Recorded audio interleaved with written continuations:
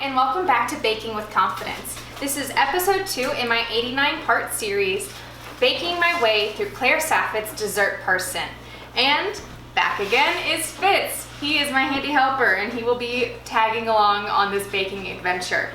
Last episode I did the spiced honey and rye cake loaf. This week's episode is the almond butter banana bread. I'm really excited to dive into this. I've done all my mise en place and prepped my oven and my pan. In the last week's episode, Claire suggested a way to line your pan, and I highly recommend it. It is the easiest way to do it. Go check out my previous video or my blog post on how I lined this pan, and you will save so much time.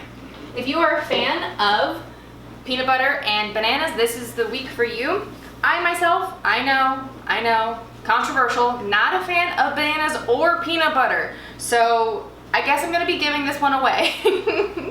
Looking it over, I'm excited to get into this, and it seems like an easy loaf to make. I've set a timer this week to make sure that I'm sticking to my time matrix that Claire has provided at the beginning of the book. She lays out how long each recipe she'll take. This one will take a little over an hour and a half. With my prep done and my oven preheated and my pan ready, I feel like I'm going to stick to this time. So let's get into this. Baking with confidence. All right, getting into the bake.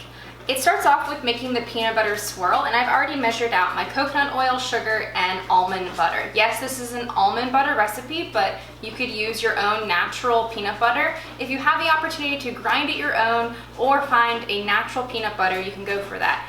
It does call for coconut oil, but if you have a nut allergy and you can eat almonds, you could do it with a neutral oil instead of the coconut oil for the swirl or lining the pan. My good friend is allergic to nuts, and so that would be an alternative for her if she wanted to. So I'm going to take my peanut butter, I'm going to mix it into my sugar and coconut oil mix to make my swirl, and then I'm going to set aside my dry mixture and start creaming together my wet mixture. I have everything already measured out. The only thing that I don't have out is my eggs, and yes, the eggs need to be in the refrigerator for once instead of at room temp. So I'm going to get this going, and then we're going to get into mixing.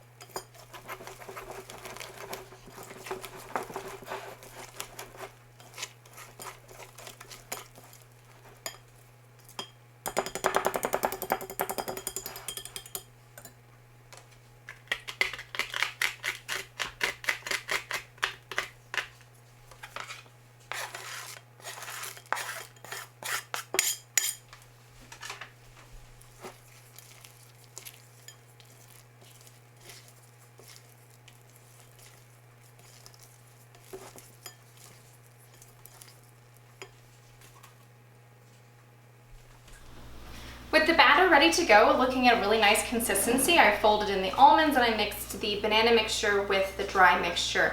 All I have left to do is pop it in the tin that I already lined and into the oven. Based on the recipe, it's going to be in there for about an hour to an hour and 10 minutes, depending on the temperature inside the oven. I'm going to set my timer for 1 hour so I can finish my margarita and enjoy a bite to eat, and then we will see how it turns out afterwards. So after I pour in the batter, that's when I will put my peanut butter spread that I made at the beginning, and I will swirl it on top using a toothpick, or honestly, sometimes if I don't have toothpicks, I use my chopsticks. Don't tell anybody. Or anything really that's sharp and pointy. A fork will do. I've done that. Being in college and being a baker, or just in general the roommate cook, I had to come up with a lot of alternative ways to bake stuff. Didn't have a rolling pin? Use an empty wine bottle. You really get good at improvising in college. Maybe that's what college is about. Not the degree, but what you learn along the way. Let's see.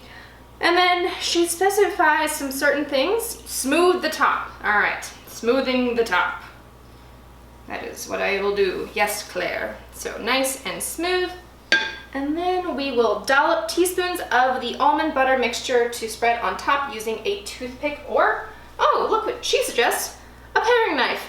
Had never thought about that. So we have our mixture that we made at the beginning, and I'm going to give it one more stir before I dollop it on into teaspoons. 1, 2. I hope this isn't too loose. My only concern with this all organic natural almond butter that I found was it is very loose. No matter how many times I gave it a good shake, it never thickened.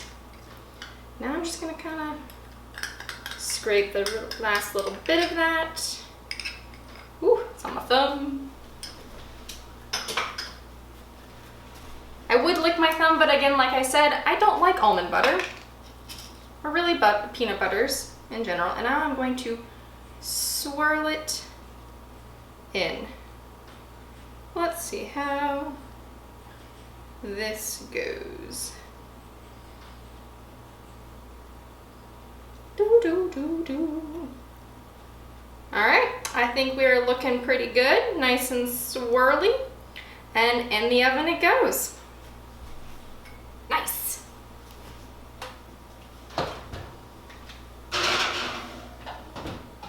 See you when it's cool. Here we are, we have made it all the way to the end. It is fresh out of the oven and cooling. It has another 20 minutes to cool before I can really take it out and do anything. And I'm gonna let it sit overnight to really set up until I slice into it. All in all, this recipe was easier, at least in my opinion, compared to the last one. Maybe I'm becoming more of a dessert person, I don't know, but each recipe, it feels a lot easier to me. Fitz has joined us for one last take until next time. Our next series will be the poppy seed almond cake. I'm excited to continue diving into dessert person and learning how to bake with confidence. Thanks so much, and I will see you guys next time.